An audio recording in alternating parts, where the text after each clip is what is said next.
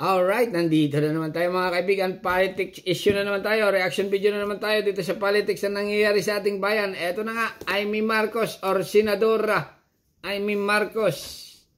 May patutsada. Okay, may patutsada. Hindi si PBBM ang nagpapatakbo ng gobyerno. Wow, ganon. Okay. Hindi daw si Pangulong Marcos ang nagpapatakbo ng gobyerno. Alamin natin mga kaibigan, eto na ang nagtitrending na balita ngayon. Ikinagulat ng sambayanan ang ginawang pag-upak at patutsada ni Presidential Sister Amy Marcos dito ho sa administrasyon ng kanyang kapatid na si Pangulong Marcos Jr. Sa huling araw ng kanya pong pangangampanya. Binigyan din ni Senadora Amy na ang gobyerno mano ngayon ay hindi Marcos. Ganon? Kundi gobyerno ng Romualdez at Araneta. Wow! Ganon? Okay, take two mga kaibigan para medyo nalalabuan tayo. Ibig sabihin, itong si... ang sabi ni Madam Amy Marcos ay hindi government ng Marcos ang... nagpapatakbo ng gobyerno ng Pilipinas ngayon, kundi Romualdez at okay. Take two. Ikinagulat ng sambayanan ang ginawang pag-upak at patutsada ni Presidential Sister Amy Marcos. Ito mga kaibigan ay news ito na ikinagulat. Totoo na yun. Yung sinabi nitong tagapagbalita, ikinagulat. Ako nagulat eh. Okay? Lalo na ibang tao, siyempre magugulat din. Kaya yung sinabi niyang ikinagulat, ito na yan. Okay? Oo. Take three. Ikinagulat ng sambayanan ang ginawang pag-upak at patutsada ni Presidential Sister Amy Marcos dito ho sa administrasyon ng kanyang kapatid na si Pangulong Marcos Jr. Sa huling araw ng kanya pong pangangampanya. Ganon? Binigyan din ni Senadora Amy na ang gobyerno mano ngayon ay hindi Marcos, kundi gobyerno ng Romualdez at Araneta. Nako, ay Diyos mío, Marimar. Tunay kaya yan? Share, manager? Kunin natin ang live report ni Mean Corbera. Mean, ano ibig sabihin nun? Ano ibig sabihin? Okay, continue. Muli nga ang binanata ni Senator Amy Marcos ang administrasyon ni Pangulong Bongbong Marcos na kanyang kapatid. Ang lantarang pagbanat ng Presidential Sister ay nagugat matapos ngang ipatapon at dalhin sa dahig si dating Pangulong Rodrigo Duterte. Ay, naku, Diyos mío, Marimar. Kaya pala naman galit si Madam Amy. Yun ang reason. Okay, binabanatan niya ang kanyang kapatid. Ay, kawawa naman si PBBM. Okay?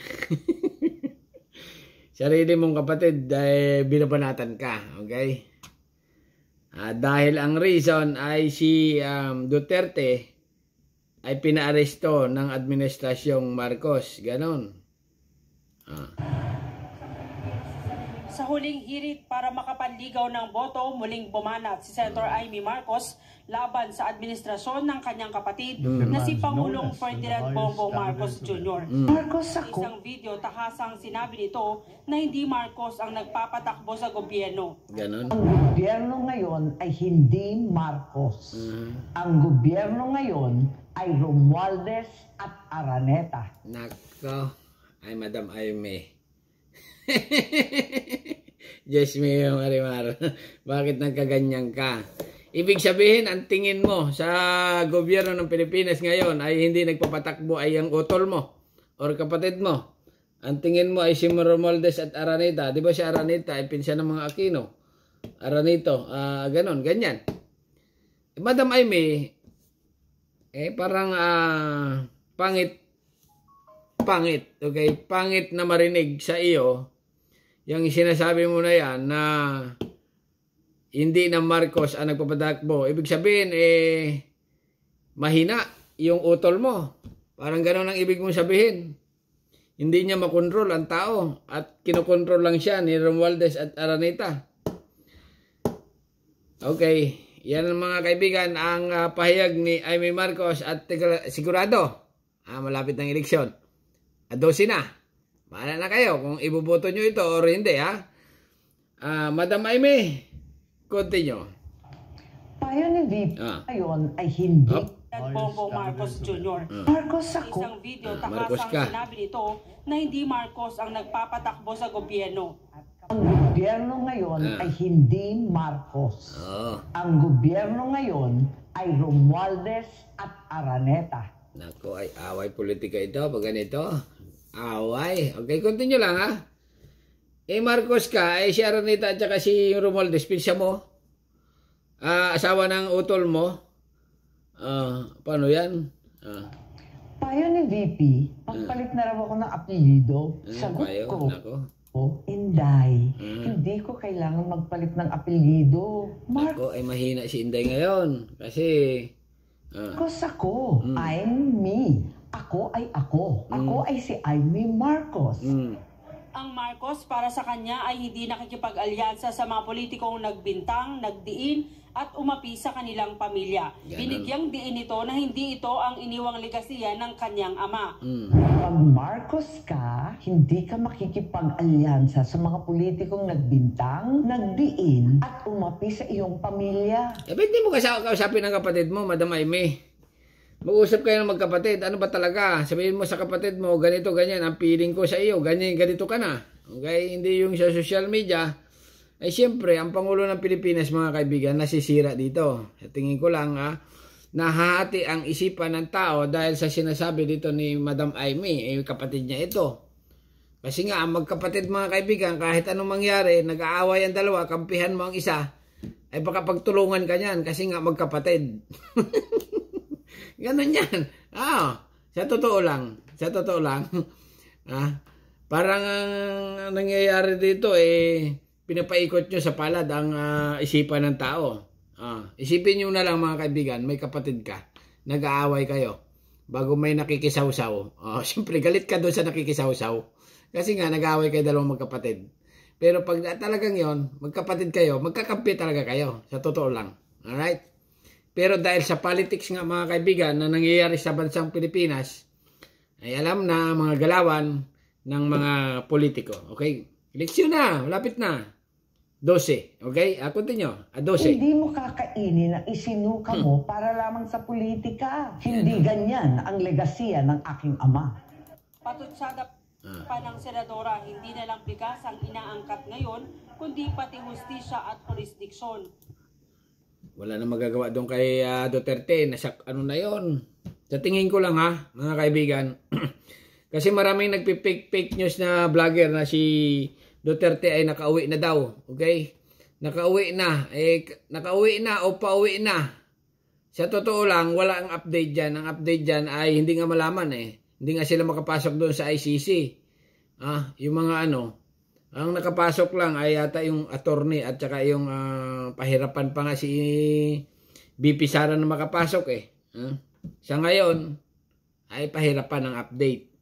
Yung mga vlogger nagpapakalat na ay nakauwi na. Pauwi na, malapit na, puro malapit. Nung isang buwan pa nila sila sabing malapit. Hanggang ngayon ay nandoon pa rin. Okay? Pero dito lang tayo kay Madam Amy. Binira ang gobyerno ngayon ni Marcos. Okay? Imported na ang bigas. Imported pa ang hustisya. Kaya malinaw. Ang gobyerno ngayon ay hindi Marcos. Pero Madam, ang tagal nung nakaupo sa pagkasenador. Hanggang ngayon, tumataas pa rin ang bilihin. Dapat ikaw na lang naging presidente ng Pilipinas. Pero dahil yan ang panayaw mo, wala ka. Continue lang. Ang gobyerno ngayon ay Romualdez at Araneta.